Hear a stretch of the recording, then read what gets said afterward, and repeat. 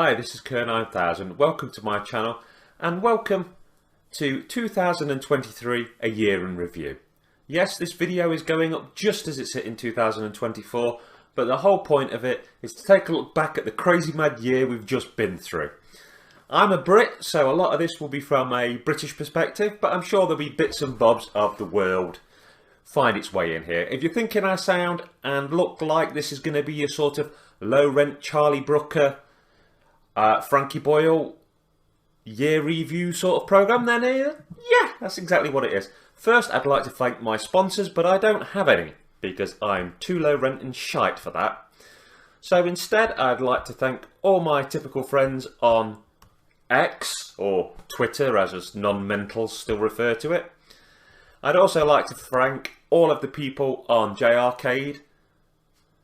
I could name them all, but Peds, Green Gecko, Jawa, Dark Ruler, you know, KK, Orange Raccoon. I'm going to end up leaving people out, but they're all fantastic people, well worth checking out.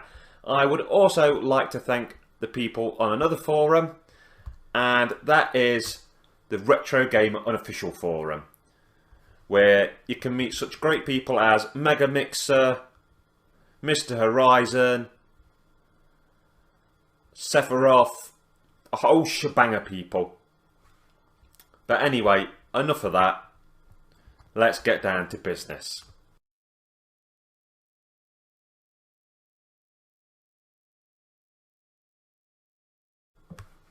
You might notice as this runs its course that there'll be some stages where I'm dressed differently, or I seem to have gained or lost a major amount of weight. Well, that's the nature of doing a big project like this. It's all filmed out of sequence, and deal with it. There we go. So I'm going to start where you stereotypically would start, and that is with January.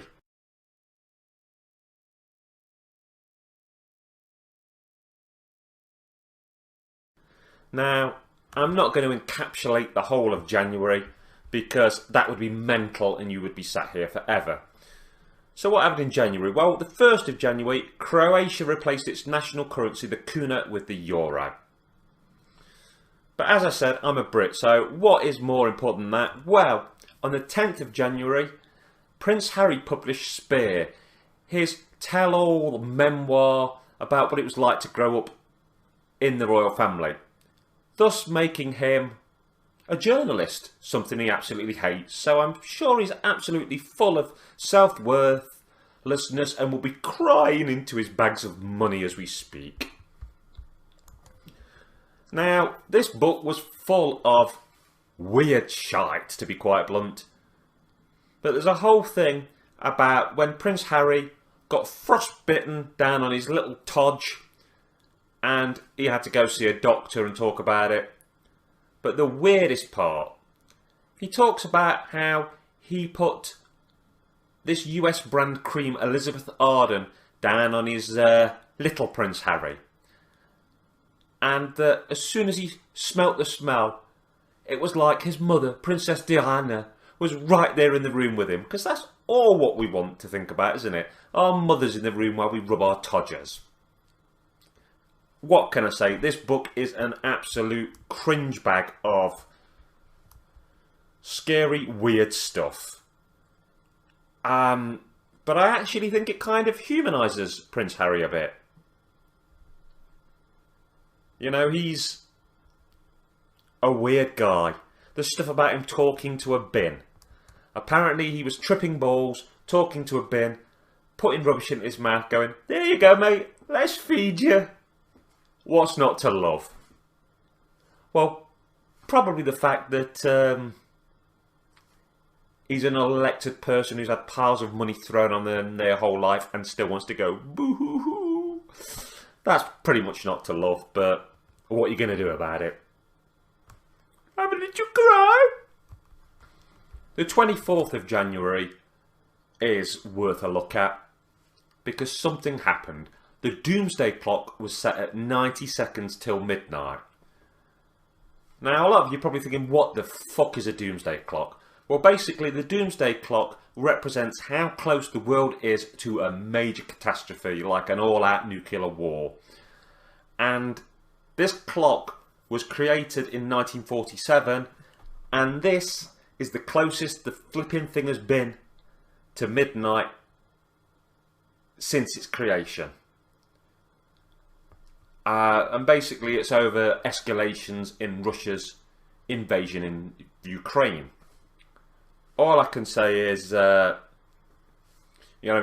huge, and they thought they were going to smash Ukraine, but by heck have they met some real resistance. That country is proper balls to the wall about protecting itself, and what can I say? Much respect to them, no joke, they're proper. But we live in dangerous and scary times. It's also another thing to remember. So let's drop that and hopefully on with some fun.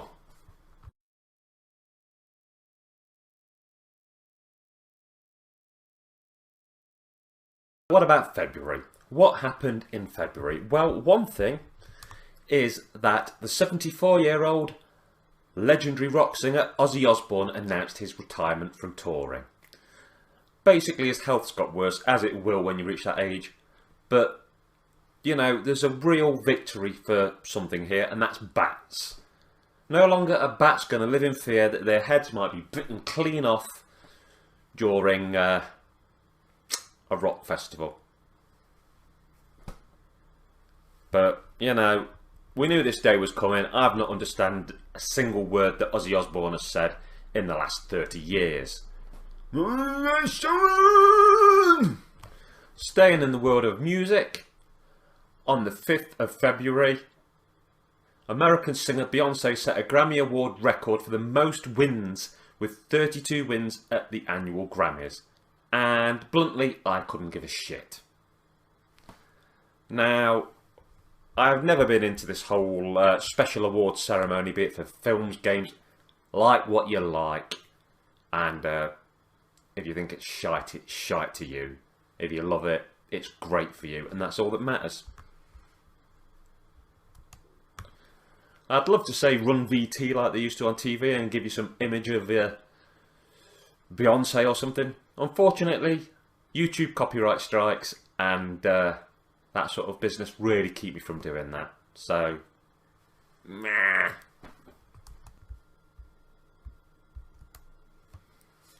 It was in February that British Prime Minister Rishi Sunak carries out the first significant reshuffle of his major government. But boy, the first reshuffle. This man would shuffle his governments more than somebody playing cards. But we'll be back to that later. I'm sure of it. In the world of cinema, it was this month that not only did Black Panther 2 Wakanda Forever come out, but also Ant-Man Quantumania. A very big month for Marvel, but they cannot compare to the absolute, almost Shakespearean classic that is Winnie the Pooh, Blood and Honey. Who doesn't want to see Christopher Robin pooping his pants while a killer Winnie the Pooh axe murders people to death? Now, if you want to know more, check my review out, but just mental. As a child, who would have seen that one coming? Not in my wildest fever dreams would I ever think that lovely, tubby, cuddleable Winnie the Pooh would be woo-hoo. Okay, so now we're going to march on with this year in review, and where are we going to march to? We're going to march on to March, unironically. So what kind of things happened in March then? Well, it all started, as it usually does, on the 1st of March. When a Freedom of Information request that was made by the BBC News was revealed. For those who are not Brits, I'll clarify that the BBC is the British Broadcasting Corporation, the chaps behind several TV channels over here, and most importantly, in my opinion, the chaps, and let's not be sexist, chapesses, or ladies, behind Doctor Who. Anyway, this Freedom of Information they requested revealed that 729 sex offenders who were under police supervision disappeared off the radar in a 3-year period from 2019 to the end of 2021. It's a surprising turn of events, really, that the BBC dedicated all of this manpower into looking for missing child sex predators when they helped play hide the nonce with Prince Charles and Andrew's good friend Sir Jimmy Savile for so many years. Maybe this is an attempt to make amends to all those that they scarred. A good friend of mine, Andrew, still swears that Jimmy was innocent, but he would say that, seeing as Jimmy fixed it for him to milk that cow blindfolded. I will say, though, it was strange that it happened in a caravan. You don't usually see cows in caravans, really. Oh well. Speaking of the BBC, it was during this month that the BBC told Gary Lineker, ex-superstar footballer, that he wasn't allowed to present BBC One's Match of the Day until an agreement could be reached over his social media use.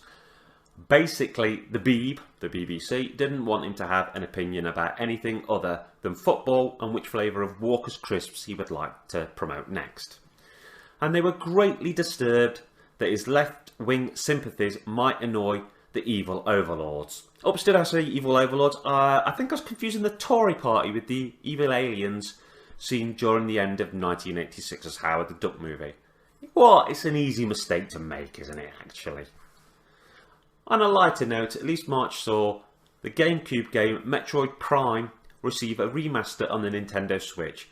No one could possibly have a problem with a shooting video game that features a strong female protagonist who saves the universe. Moving on.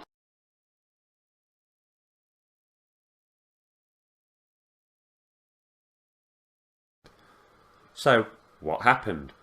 Well, Ford received government approval for its Blue Cruise Level 2 autonomous driving technology. Now, the main problem with this whole autonomous driving deal is that at some point a computer is going to have to make a decision who it kills, as morbid as that might sound. You see, if you're in a car and it's driving and something it can't predict happens, somebody runs into the middle of the road, another car heads at it, and you get to a conundrum where the car is going to have to basically choose, do you die, the owner sat inside, or does the external source die? Now, I don't know about you, but as far as I'm concerned, if I paid for it, I want to be, like, #1 priority. And I don't even know why I'm thinking that, because it would better me for the pedestrian to be the priority, because I'm an epileptic and I can't drive. But, you know, it would sting to know that your own car drove you into a wall to save other people. That, well, I'd say that would hurt, but only for about 0.5 of a second. Well, what else have we got? On the 26th of April, the UK's Competition and Markets Authority blocked Microsoft's $55 billion deal to buy US video game company Activision Blizzard, citing concerns about the reduced chance of gamers having more choice, reduced innovation, and basically the move needed the approval of the competition regulators in the United States, the United Kingdom and the European Union to move forward. Although, as you know by this point, that wasn't the end of it. This would become a monumental back and forth.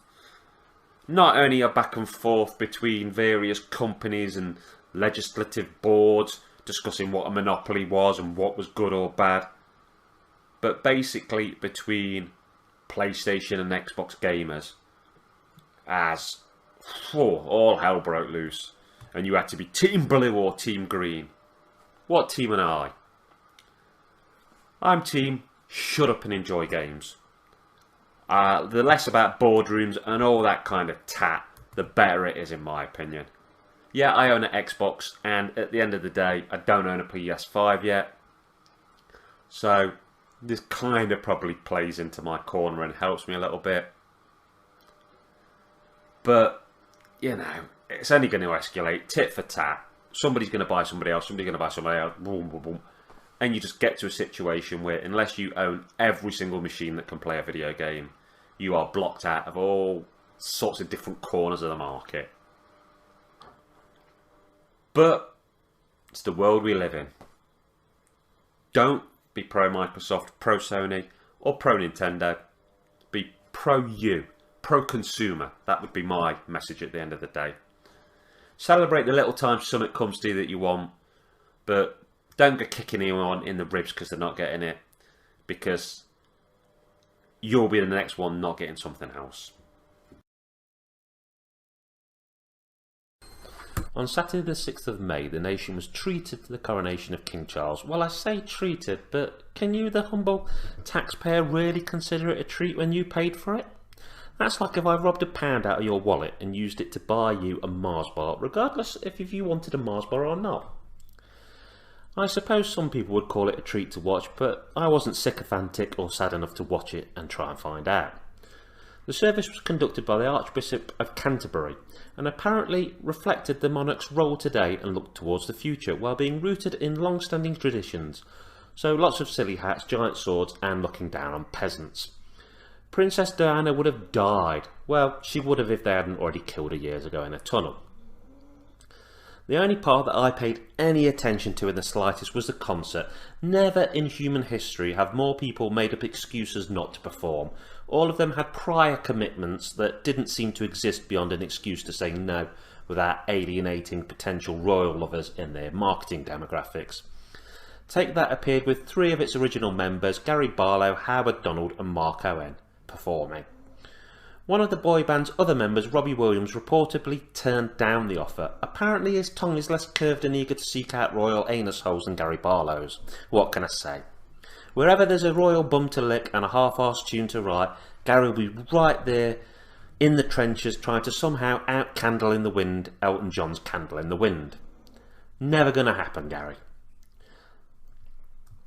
Lionel Richie, who was the first global ambassador of the Prince's Trust, a charity founded by King Charles III, also performed. But unlike his song All Night Long, he barely seemed like he could hold a collection of notes in tune for 5 minutes, let alone all night long. In a surprise appearance that was not on anyone's 2023 bingo card, Katy Perry serenaded the new monarch. Not as random as you think, because apparently she's the ambassador of the British Asian Trust. Because I always think of Katy Perry when I think of Asians. I just, who wouldn't? In all fairness, even Italian opera star Andrea Bocelli sounded like he was singing through a large iron pipe from underwater, so maybe some of the poor performances were partly due to bad equipment.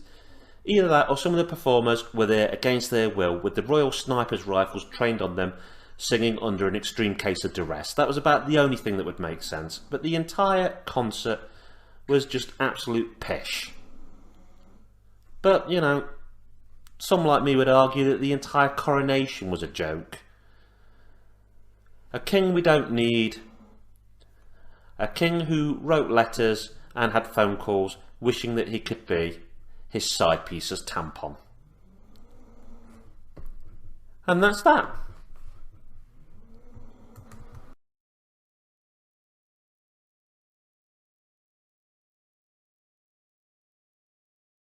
Hi, so now we're here to talk about June. Well, in the UK on the 6th of June, record high numbers of gonorrhea and syphilis infections were reported, following a dip during previous years. Prince Harry became the first senior member of the British royal family to give evidence in a court case in more than 130 years when he appeared at the High Court to give evidence in his case against the Mirror Group newspapers. And sadly on the 13th of June, in Nottingham, a major incident was declared, with much of the city centre being cordoned off following a vehicle ramming and knife attacks. The 31-year-old man was arrested upon suspicion of multiple murders following the deaths of 3 people, including 2 university students, while 3 others were hospitalised. Now, this hit pretty close to home for me because it happened in the town where I work, and I actually arrived in town 30 minutes after it had happened. So I kind of only just missed it, and when I got there nobody quite knew what had happened, and you were slowly getting drip-fed bits of information through the day. The most awful thing for me about it is that people tried to use it as an excuse to blame certain types of people, to say that it only happened because the guy came from a set place, or and some of what was claimed turned out to be completely untrue. There was claims that he would be stupid and he attended university. It was just Mongols looking for basically stuff to fuel their fire, to be able to say the prejudices they wanted to say with some kind of evidence to back it up.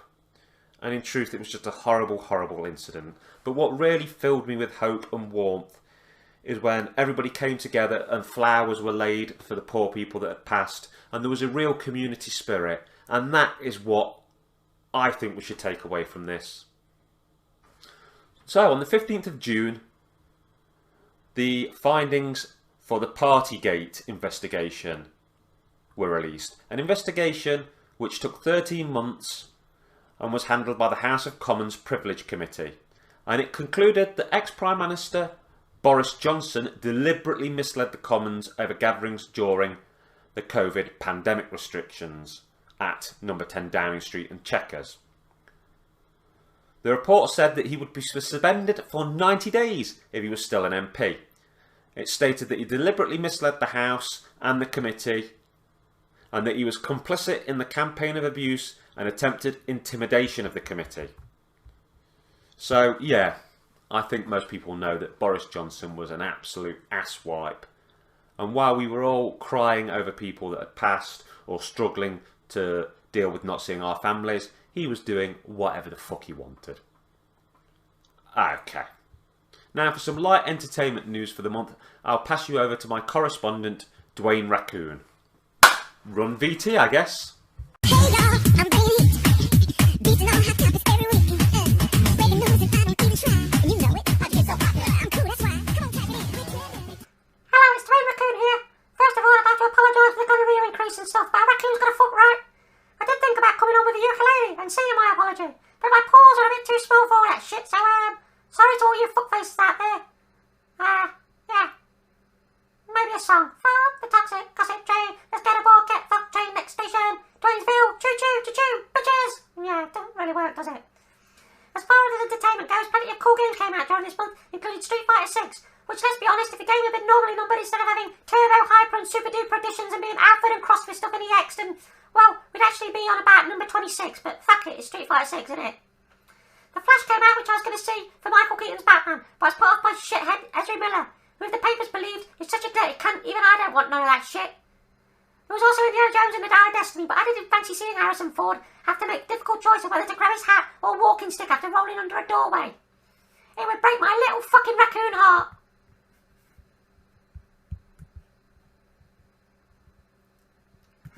So I guess that's me signing off now.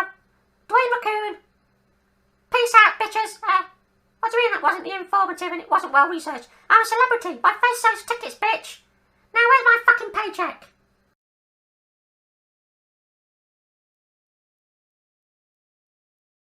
So, on the 2nd of July, the Public Order Act 2023 came into effect in England and Wales, giving the police greater powers to move environmental protesters who disrupt transport routes.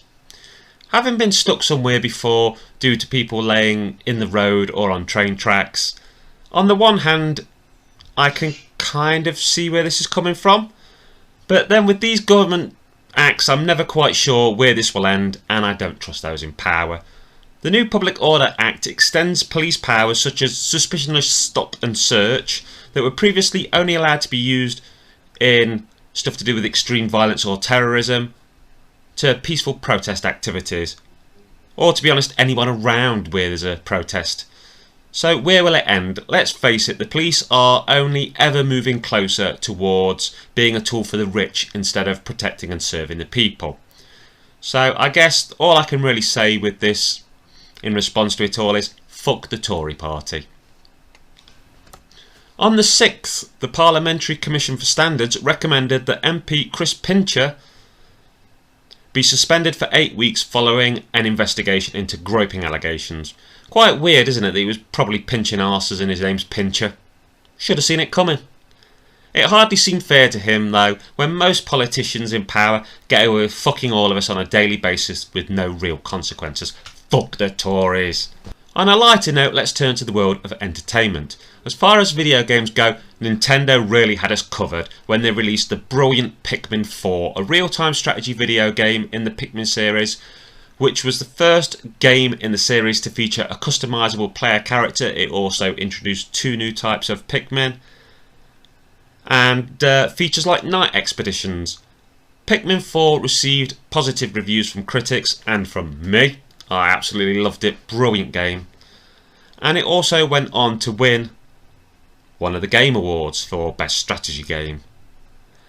Sure, you know, it was praised for its design, its visuals, the amount of content and the accessibility to newcomers, but it was criticised for limited multiplayer and a low difficulty. But it dominated my July, and it's a game that I've got to return to. It's just fantastic. I'm sure I'll play it through again and get even more out of it. As far as the world of films goes, July saw the release of the 5th Insidious film near the start of the month, but towards the end we were met with the double hitter of Barbie and Oppenheimer, both which would go on not only to make a lot of money, with Oppenheimer receiving a lot of critical acclaim and Barbie kind of being that popcorny cheesy flick that people enjoyed. And, you know, they made a lot of headlines on that, but I'm kind of out of touch with the world of films. I was busy watching all kind of weirdness, including such things as The Strange Thing About the Johnsons and Cool World, so I could talk about them on the Pugsley Crew Reviews podcast with my good friend and talented content creator Peds. That's all I've got for this month, so let's move on to the next one. So, here we are in August. What happened? Well, a Canadian rapper I've never heard of called Tory Lanez was sentenced to 10 years in prison for shooting Megan Thee Stallion in the foot several times during an argument. Apparently he shot at her feet while shouting, "Dance bitch, dance." When asked about it, Lanez said that you could check out his album where he'd be found rapping about it, which proves Colleen Ballinger is not the only one to try and put her side of the story across through the medium of music. We then went from one stallion to another, with the crazy story of Les Dennis being accused of being a purebred racehorse. Yes, you heard me right. Basically, Les Dennis was set to appear on Strictly Come Dancing, and people started messing with his Wikipedia entry. He became this bizarre internet conspiracy thing, with social medias claiming that the comedian and TV personality was in fact a purebred racehorse. Yeah, it's crazy. His Wikipedia would shoot backwards and forwards between basically telling the truth and trying to make out that he could run faster than the wind and liked a handful of sugar cubes. It started on August the 11th when the BBC officially announced that Les was the 15th and final celebrity to be joining the Strictly 2023 announcement, and every announcement sparked a reaction on social media, but Les Dennis has sparked a reaction in the online trolling community, and I just think it was funny, and it just goes to show you can't believe everything you read online. Particularly not on Wikipedia. Wikipedia can be a great resource for checking things out, but always double check your sources, because any old moron can jump on there and change things backwards and forwards as much as they want. One more thing I want to tackle for this month, and that is that towards the end of August, on the 27th, AEW All Elite Wrestling held their All in London event at Wembley Stadium. This marked AEW's debut in the United Kingdom, as well as being their first pay-per-view to be held outside of North America. All In was the first professional wrestling event held at the present-day Wembley Stadium, which was built during the 2000s, and it was part of a celebration that marked the 100th anniversary of the original Wembley's opening. AEW subsequently promoted All In as the first professional wrestling event in this venue in over 30 years. The last wrestling event would have been WWE's SummerSlam in 1992, which I think was actually a banger year for that promotion. And obviously that was in the original Wembley. First day ticket sales for All In broke the promotion's previous record for attendance. The event consisted of 11 matches, including 2 on the 0 hour pre-show. I'm not going to run them all down, but the main event was MJF, an excellent wrestler who I really love, who gives me like classic heel Ric Flair vibes. I wish they would keep him heel and not try and make him an anti-hero, because if you look for the promo when he talked about dragging his unconscious prom date into the driver's seat of his car so that he could make out she'd driven, chef's kiss. That actually got people complaining to the police about him. That's how believable a scumbag he is. Love him. But anyway, he would defeat Adam Cole to retain the AEW World Championship, and the only other match I'm going to mention is CM Punk defeated Samoa Joe to retain the Real World Championship. This would be Punk's final match in AEW, as he was fired after due to backstage stuff. I'm not going to go into it all, you can look it up. But it's the whole incident where apparently him and the Elite were fighting. Now, basically, Punk's firing and the immediate talk after of whether he'd ever get hired to work for a big professional organisation again really sort of dominated wrestling talk for the later half of this year. And I'm not going to mention it again, so I'm just going to say it was a massive surprise when it would later turn out that he would be returning to the WWE. In fact, people really thought that hell had frozen over. But I've got to say, I'm a Punk man. I can't wait to see him back. Maybe he'll be there 3 months and then piss somebody off, but who cares? It will be an interesting 3 months. So I'll be watching that as well as keeping track of MJF. Anyway, I suppose that's this month over, and on to the next one. So now let's talk about September, and how did it start? Well, in the UK it started with a crisis. A crisis in which schools, hospitals and other public buildings closed due to safety concerns centering around the use of something called reinforced autoclaved aerated concrete.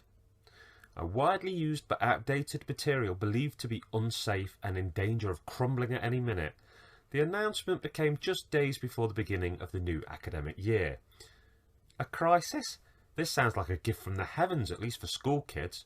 I remember with great fondness how we used to love school shutting down because the boiler had fucked up or something had gone wrong. This would have made my day back in the day, you know. Because this doesn't sound replaceable overnight. I'd have been thinking, oh, maybe a week of Mario Kart out of this fun of a bitch. Okay, so on the 8th of September, it was the first anniversary of the death of Elizabeth II, marked by gun salutes at Hyde Park and the Tower of London, as well as the release of a short message from Charles himself, and the unveiling of a previously unleashed portrait of Queen taken back in 1968. To be honest, I was hoping that the long-lost, awful Rolf Harris portrait would be found again, so I could do exactly what it did when it was originally unveiled and laugh at it. But maybe Prince Andrew has that one in his other suspect collection box. On the 16th of September, comedian and actor Russell Brand was accused by 4 women of rape, sexual assaults and emotional abuse between 2006 and 2013, following a joint investigation by the Sunday Times and Channel 4's dispatchers, something I'm sure that I will never ever have to mention again. On the 26th of September, Home Secretary Suella Braverman tells a US think tank that the 1951 Refugees Convention is no longer fit for the modern age, and that being discriminated against for being gay or female should not be enough to qualify for refugee status. This whole video could be a video of me talking about what cunts politicians are, and in particular, what cunts Conservatives really are. And it leaves me just to ask just how out of touch with the real world some of these stupid bastards are. We still live in a world where awful things are done to people for the simplest of reasons. We've got gay bashing, we've got genital mutilation, and more. Yet, she thinks it's all better now, solved years ago. or more likely she simply doesn't care, as she can rolling around in her own wealth and possibly discarded unsuitable PPE equipment that the government financed. So let's try and end the month on a positive spin by talking about some of the entertainment we got during this month. Well, September was a pretty big month for video games, with Starfield, my own personal sci-fi playground, coming out and dominating my free time. Fuck me, did I love building different spaceships, taking on pirates. Yeah, some people have got some faults with the game, but I just think it was very, very down my alley. You know, I was out there being Buck Rogers, shooting everything that moved, jumping in spaceships. Yeah, I loved it. But it was also joined by big games such as Mortal Kombat 1, Baldur's Gate 3, which won so many awards I got sick of hearing the name of it, Payday 3, The Lies of P, and much to my missus's delight, Harvest Moon, The Winds of Anthos. I do not know how many hours she's clocked up in that, but she absolutely loved it. And it was great to see her loving it, especially seeing as there was a game I was big into that month and a game she was, you know, great. It was also a month that lots of films came out, but there's only one I'm going to touch upon, and that's the one I had to go and see in the cinema, and that is Saw X. Yep, there's a review on my channel, but fittingly the film has got a scene that showed someone's eyeballs getting sucked out of their head. And despite the fact that I've got a real thing about eyeballs and it gives me the heebie-jeebies, it's something I'd consider having done as a medical procedure if it stopped me having to look at evil bastards like Suella Braverman and the rest of the cackling ghouls in the Conservative Party. Which is an interesting point to move across to more creepy things with the month that's following.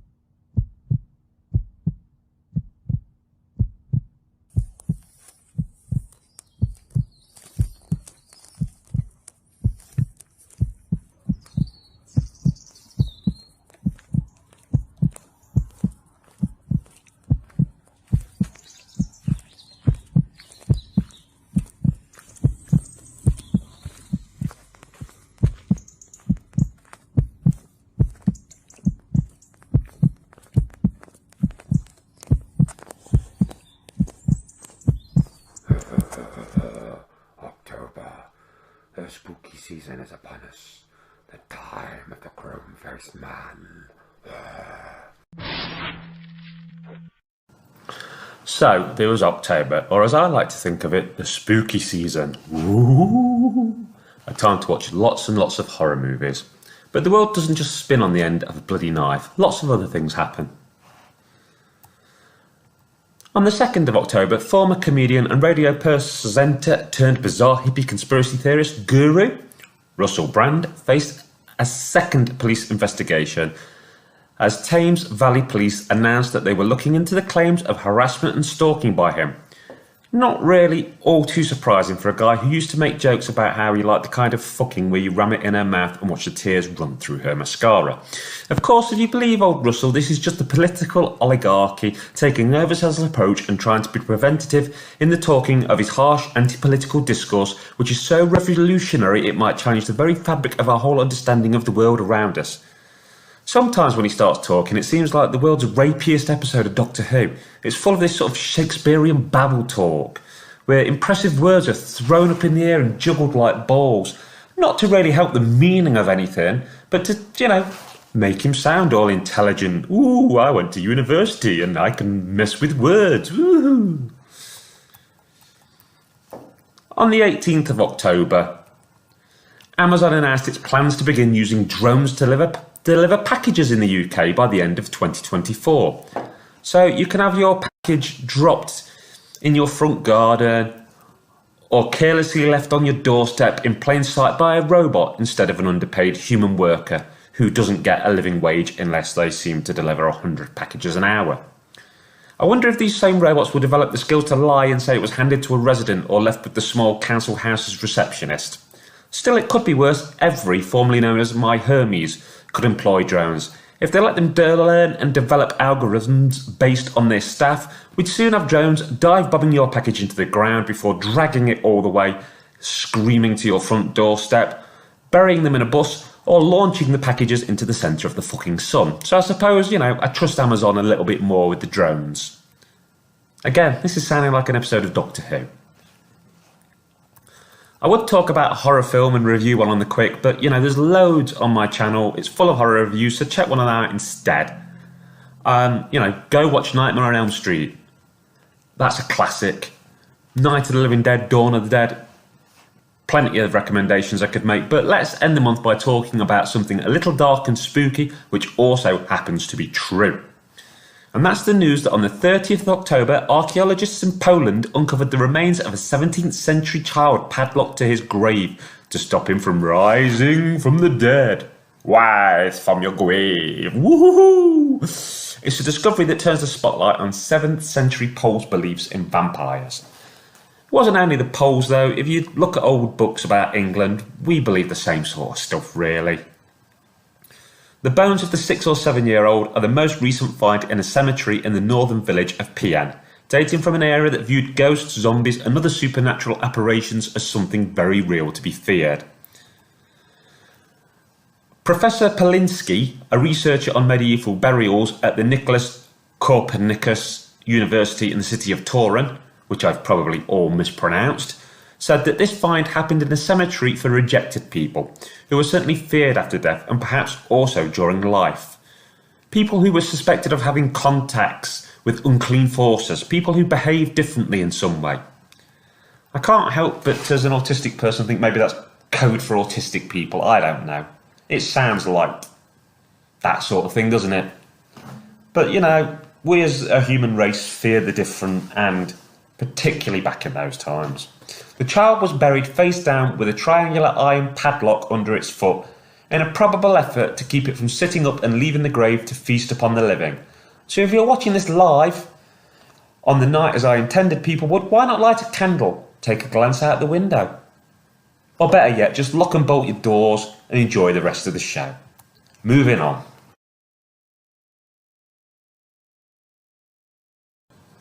And so that brings us to November. Or as those in retail know it, Christmas time, part 1. Yes, everywhere had posters up telling you Santa was coming. Some mad people had started to put their trees up that I noticed on the way to work. Work was all Christmas fever. Oh, how much of this can you stack up? Oh, let's make people want it for Christmas. The Christmas tunes had basically started before we'd even seen Bonfire Night out. And what can I say about Bonfire Night? Oh, I like the concept of Bonfire Night. Fireworks, awesome, hot mushy peas, the whole lot. What I don't like is the fact that pricks essentially get fireworks and they don't just set them off on Bonfire Night or the weekend before or the weekend after. You can sit in your house and it can sound like you're in the fucking Alamo for 2 weeks. There was even idiots setting them off in the daytime. But, that's the shite side. What did the good side of November bring us? Well, something very cool. Doctor Who. Yes, the Time Lord was back. And in particular, the David Tennant variant. But no, it wasn't the 10th, it was the 14th. But he was back once again with Donna Noble. Which, it was a blast of the past. It somehow felt like we had travelled back in time. Heck, doing this, I've travelled backwards and forwards in time. I've recorded out of sync, I've edited out of sync, I've timey-wimey mashed it all together. So, but no, it's great to see Doctor Who back on the screen. And I'm hoping that once these specials are out of the way and it's shooty gatwa, that we'll get a fast pace of episodes. And with the whole opening of the Whoniverse, everything ended up on iPlayer. It is going to be an absolute mad time to be a Whovian. November also had the release of Super Mario RPG for the Switch, a remake of the beloved Super Nintendo game. A Super Nintendo game which, although amazingly awesome, not that many people I knew seemed to own back in the day. I can't even remember if it got an English release. Maybe that's why. I certainly didn't take much note of it at the time. It was later for me during my spate of trying emulation that I got on board. But now I absolutely love it. It's great to see some Mario, because to me, Mario feels like Christmas. It really, really does. And yeah, it's November, but you know, like I said, retail gets that whole Christmas wheel spinning. So not only did I buy Super Mario during this time, but I started playing it. Not finished it, but I guess that is where Christmas Part 2 will come into the equation. So there's 1,000,001 things I could talk about every month, but I like to try and keep this some kind of brief. But the thing I'll end November with is that former pro wrestler Tammy Sunny Sitch, who was in the WWE and various other outlets, was sentenced to 17 years in prison for drunkenly colliding with another car and killing a 75-year-old man, while her blood limit was something like 4 times the legal limit. Now, this happened ages ago. I think she was arrested in March 2022, but we've been waiting for her sentencing, with her basically offering up her various issues as grounds for some form of diminished responsibility, history of mental illness, some trying to blame the sport of pro wrestling. I know plenty of people who I'm friends with who might watch this are wrestling fans, so I thought I'd touch upon it. Yeah, a sad end to November. Well, sad in the fact of bringing up this how someone's died. Although I did think Sunny was cool in her day. Yeah, what a dick move, the killing someone in a car while drunk. And it'd be nice to say it was an unfortunate accident, but it's just a sad story of how somebody lost total control of their life, returning to the bottle again and again and again, and the pills. And when you just watch her through the years, you've seen interviews, it's been watching somebody who's been on a slippery slope, downwards and downwards and downwards. And I don't like to dwell on somebody else's failings, but it's a moment for reflection. Amongst all the crazy stories that have happened, this is one that makes you stop and think. If only it had made her stop and think. But, you know, as we head towards the festive period, this should be coming out on New Year's Eve night. Don't get in your car and drink. Don't, you know, she was found with an open bottle of vodka in it. Just don't do it. It won't always be you that pays the price. Somebody else might, but it's just a bad idea. Let's try and keep everybody happy and healthy, not just in the holidays, but all the time. So, speaking of holidays, let's move forward to December.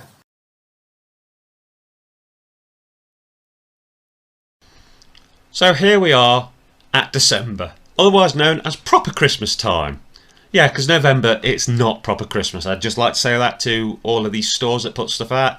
It's not proper Christmas. So what did this month bring us? Well, as November brought us a David Tennant Doctor Who special, December decided it would do twice as good and double down and bring us 2 more David Tennant Doctor Who specials. The Wild Blue Yonder and The Giggle. The Wild Blue Yonder, which I've reviewed on my channel, is basically a sort of horror story Doctor Who episode. Think the sort of thing 2001 Space Odyssey sort of cross, and you wouldn't be too far removed. And then The Giggle brought back the Toymaker, a William Hartnell Doctor villain, and this time played by Neil Patrick Harris, who I think did his absolute most amazing acting here. He really got on board with the role and I loved it. But again, I have reviewed that and you can find it on my channel.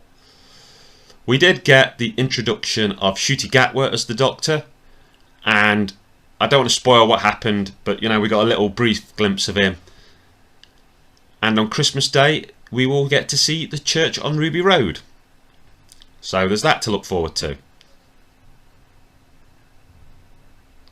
On the 5th of December, junior doctors in England announced that they would stage further strike action after rejecting the latest pay offer they received. The British Medical Association confirmed that a 3-day strike would happen, which was scheduled to begin on the 20th of December, and a 6-day strike which is scheduled to begin on the 3rd of January 2024. So just in case I haven't made this clear enough often enough in this special, fuck the Conservatives and their greedy fucking ways. They won't give pay increases to the very people who struggle to keep us all alive. You know, fuck them. Yet they will pretty much roll around in PPE money weirdly acquired and all sorts of other scams. You know, that's the world we live in. Corrupt and shit. And just to make Peds, the awesome guy I often podcast with, happy, I'll say it one more time, just to make sure I get it in once more before the end of this special. Fuck the Conservatives. So, on the 8th of December, Wham's Last Christmas topped the singles chart for the 4th time, with Mariah Carey's All I Want for Christmas Is You taking the second spot. I love Wham's Last Christmas, but you know, I can't stand Mariah Carey's shite. Get that cockwomble out of here and stop her warbling. It's just not my jam whatsoever. With the recent death of Shane MacGowan from the Pogues, I wonder where Fairy Tale of New York will find itself in the charts this Christmas. It's not done as well as I thought it would so far, but there's still time left to go. But the one thing I'm really thankful for is that Lad Baby won't be back to sing another song about fucking sausage rolls. I just, you know, how many more times can we do it? How many more times can you put sausage roll in place of something else and actually think it's funny? Not many more unless you're retarded, quite bluntly. Apparently Lad Baby wanted to let someone else have the chance to be Christmas #1. But as the Trussell Trust, the charity that made a song with a bunch of TikTokers, formerly made the song with Lad Baby, I can't help but wonder if the Trussell Trust just aren't as fed up as Lad Baby as I am. Maybe they know something suspicious about them. Who knows?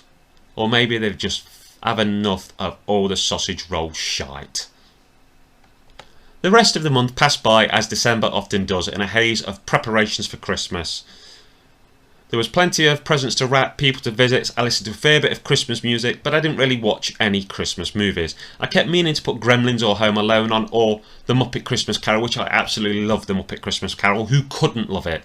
You've got Michael Caine acting completely straight and normal, giving this brilliant performance while Muppets do all crazy shit around him. That is just spectacular.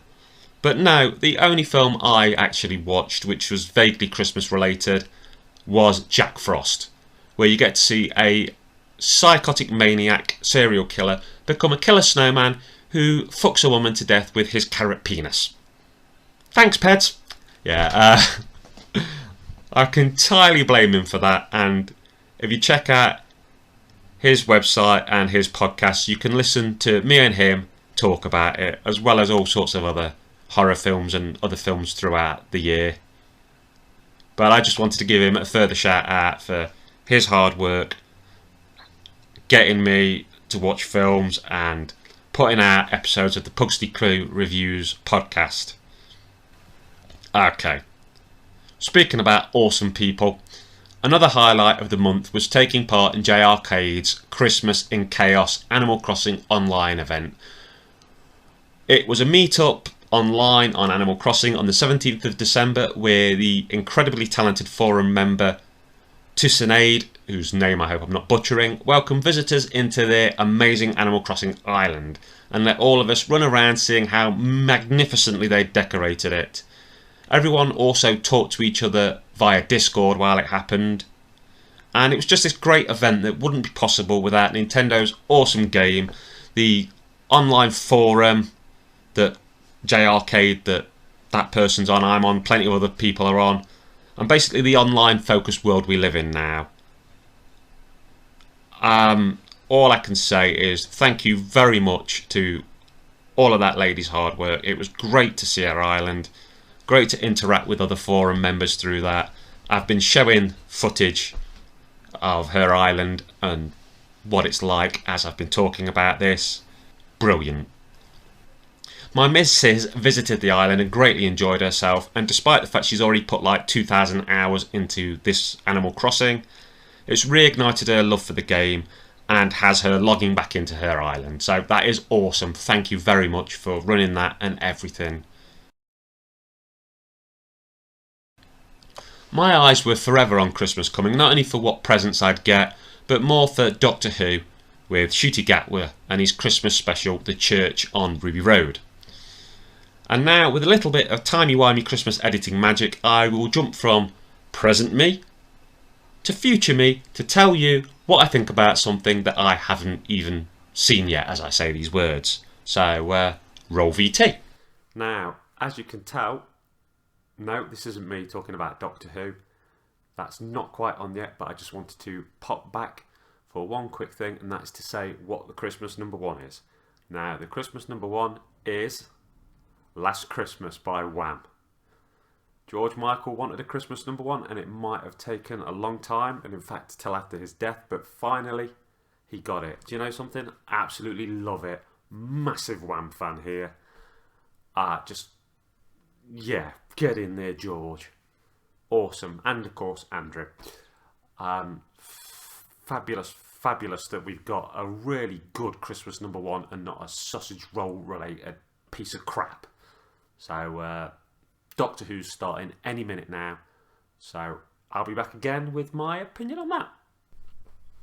Well, I'm back once again, and it's actually Boxing Day now. So, I've watched Doctor Who, The House on Ruby Road, gone to sleep, gone up, gone to work, which, you know, you've always got that bit where you're between Christmas and New Year's and things haven't quite gone back to normal, but it's not really an important day. And what can I say? I really enjoyed Doctor Who, The Church on Ruby Road. I thought it was great.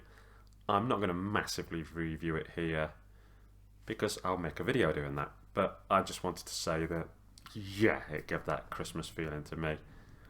And it's great to have Doctor Who back on Christmas Day. And I think, you know, the show is in very good hands with Ncuti Gatwa. So much that he did was the Doctor to me. And it ends on a rather interesting note, which, no spoilers, so I'm not going to go on about. Okay, so New Year's is very fast approaching, and I'm actually going to end things here. I just have to hope that nothing amazingly spectacular happens in the last 2 days of the year. Otherwise, this video is going to look pretty darn funny.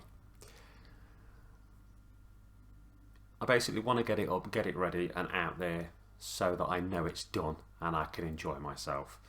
But very importantly, for everyone that's watched my channel and the people that have made it to the end of this video, I would like to say a massive thank you. There'll be a bit of credits on the end that will say thank you to people, but just, yeah, really from the heart, man. It's put a lot of effort into these videos and I hope they're enjoyed. And I just want to say Happy New Year to everybody. Wherever you're from, whoever you are, whoever you love, none of it really matters. As long as you're sound inside and good at heart, then much love. Anyway, thank you very much for making it this far. Cheers.